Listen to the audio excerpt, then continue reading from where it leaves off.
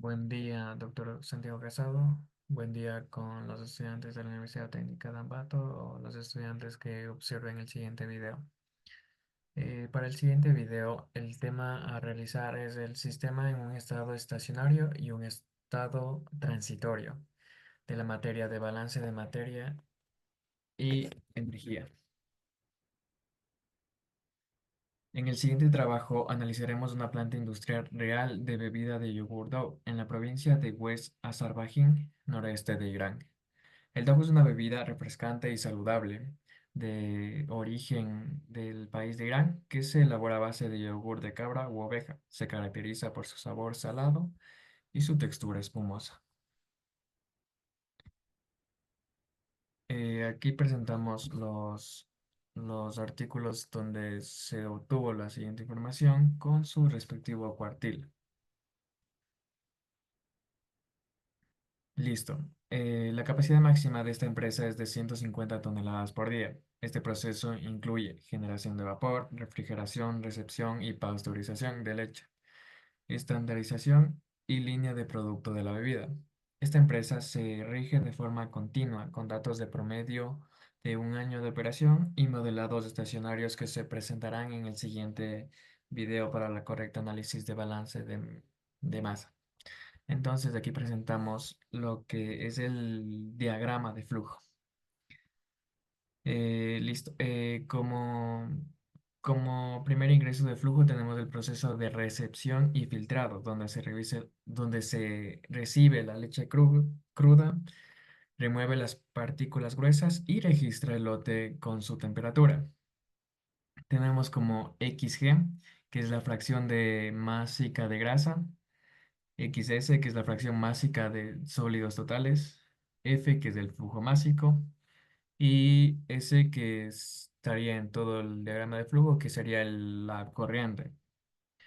Listo, de ahí tenemos el mezclador, que su funcionalidad es ajustar la grasa mezclando la leche cruda con la leche descremada.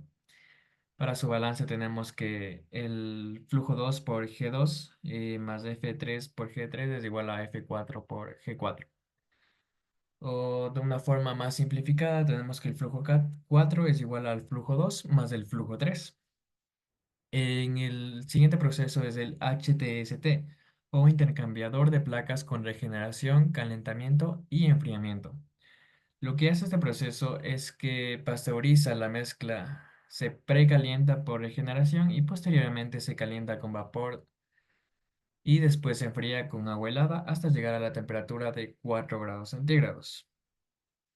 Después sigue al holding o tubo PFR, y su función principal es asegurar el tiempo de retención para cumplir el criterio de pasteurización. De ahí va al homogeneizador, que reduce el tamaño de los glóbulos de grasa. Aquí tenemos la misma masa porque desde que llega el HTST, el flujo es igual. Y después de eso tenemos el tanque pulmón, que su función es amortiguar el caudal hacia el envasado. Y del envasado llena y cierra envases bajo condiciones higiénicas. Eh, Listo. Aquí tenemos el balance integral de masa del proceso global y diferencial de al menos tres procesos intermedios de manera justificada. Como primer proceso para realizar el balance, usamos el mezclador y estandarizador, que como vemos, los componentes de grasa es igual a F2 por G2 más F3 por G3. Es igual al flujo 4 por el G4. Entonces, esta mezcla fue de un estado estacionario, no hubo una reacción ni tampoco hubo pérdidas significativas. Aquí tenemos el F4, que nos dio un total de 7.504 kilogramo, kilogramo por hora. Como siguiente balance de masa, tenemos la HTST, que está en un régimen estacionario sin cambio de masa ni reacción. Este cuenta con tres secciones diferentes, que es la regeneración, el calentamiento con vapor y enfriamiento con agua helada. Entonces tenemos como carga térmica total para calentar, que es el Q total, que nos da 577 kilowatts. Entonces tenemos la carga que falta para aportar con vapor tras la regeneración, que como vemos ahí está su balance y nos da un cuneto de 86,6. Tenemos el caudal de vapor requerido en la parte del calentamiento, que es la parte de aquí, que nos da un proceso después del balanceo de 142 kilogramos por hora. Y por último, el caudal de agua helada, que nos da como resultado 248 litros por minuto. Y como último proceso de balance tenemos al holding o tubo de detención modelo PFR. En la pasteurización se debe llegar a una temperatura específica, pero se debe mantener el producto a esta temperatura para asegurar la inactivación microbiana. Entonces tenemos que calcular la tasa de cambio de la masa dentro del equipo respecto al tiempo, que es F5 menos F6. Y como el flujo es igual para ambos lados, nos da un- una tasa de cambio de masa de cero. Entonces nos dice que los cálculos es un flujo estacionario que por cada kilogramo que entra por la corriente 5 sale un kilogramo por la corriente 6. El tubo no se infla ni se desinfla. ¿Qué pasaría si existiera una fuga? Como consiguiente, tenemos el diagrama de flujo corregido, bueno, con la fuga supuesta, tenemos que suponemos que la fuga viene del HTST y con un valor de 200 kilogramos por hora.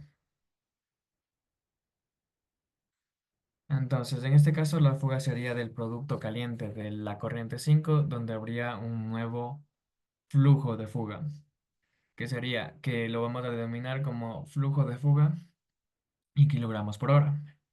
La ecuación para explicar la fuga sería el flujo 4 es igual al flujo 5 más el flujo de fuga.